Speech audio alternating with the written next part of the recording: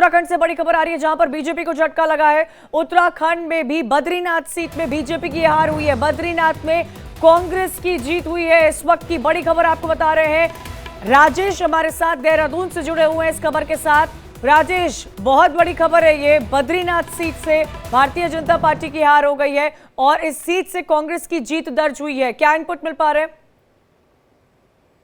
देखिए, ये बद्रीनाथ की सीट जो है ये बहुत ही दिलचस्प मुकाबला यहाँ पर हुआ। लेकिन बीजेपी यहाँ शुरू से ट्रेल कर रही थी, कभी भी किसी राउंड में बीजेपी आगे नहीं गई।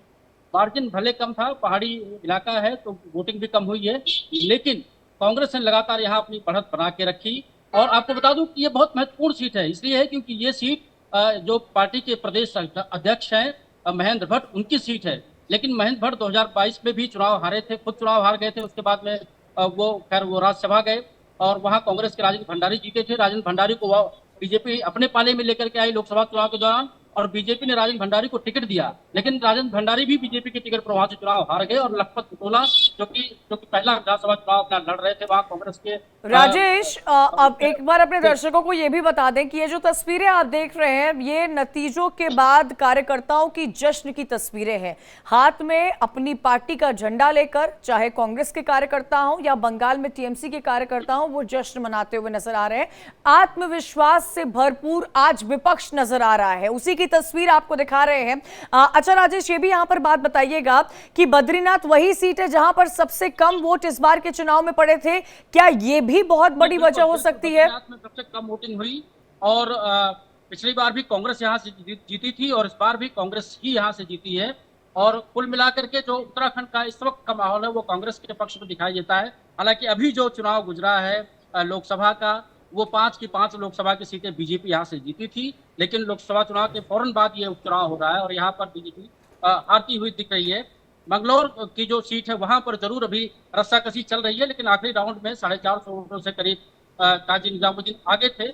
तो अब उनकी घोषणा, ऑफिशियल घोषणा होनी बाकी है, लेकिन कांग्रेस के यहाँ जश्न का लेकिन बिल्कुल, और वही तस्वीरों में देखा भी जा सकता है राजेश, लोगों में कितनी उत्सुकता है। शिव पूजन, एक बात यहाँ पर बताइएगा हमारे दर्शकों को, क्योंकि अगर बिहार की सीट की बात की जाए, निर्दलीय इस वक्त जीत की ओर बढ़ते हुए नजर आ रहे हैं, बीजेपी कांग्रेस दूर दूर तक पीछे है।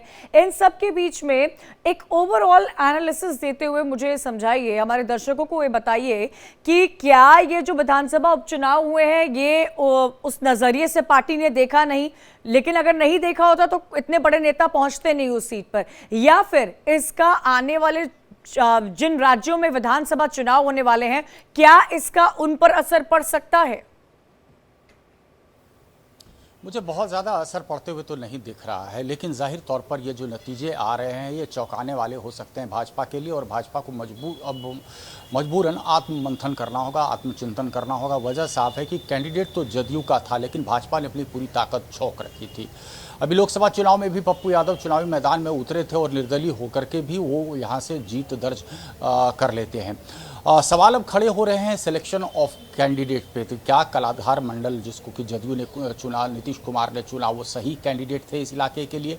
बीमा भारती की हम थोड़ी चर्चा कर लेते हैं। बीमा भारती 2005 से लेकर के अब तक यहाँ से लगातार चुनाव जीतते आई हैं। दूसरी अहम बात यह है कि बीमा भारती के पति की छवि जो है वो बाहुबली की छवि रही है, कद्दावर नेता माने जाते हैं, अभी फिलहाल फरार चल रहे हैं। उनका भी एक इन्फ्लुएंस था, तो आखिर वो इन्फ्लुएंस कहाँ चला गया? तीसरे नंबर पर आखिर क्यों बीमा भारती फेंका गई? अहम बात यह है कि देखिए, महागठबंधन ने भी पूरी ताकत झोंकी थी, तेजस्वी यादव लगातार कैंपेन कर रहे थे। ये वही बीमा भारती हैं जो लोकसभा चुनाव में हारने के बाद एक बार अपनी ही सीट खाली की हुई उस पर फिर से चुनावी मैदान में उतरती हैं और फिर से हार जाती हैं।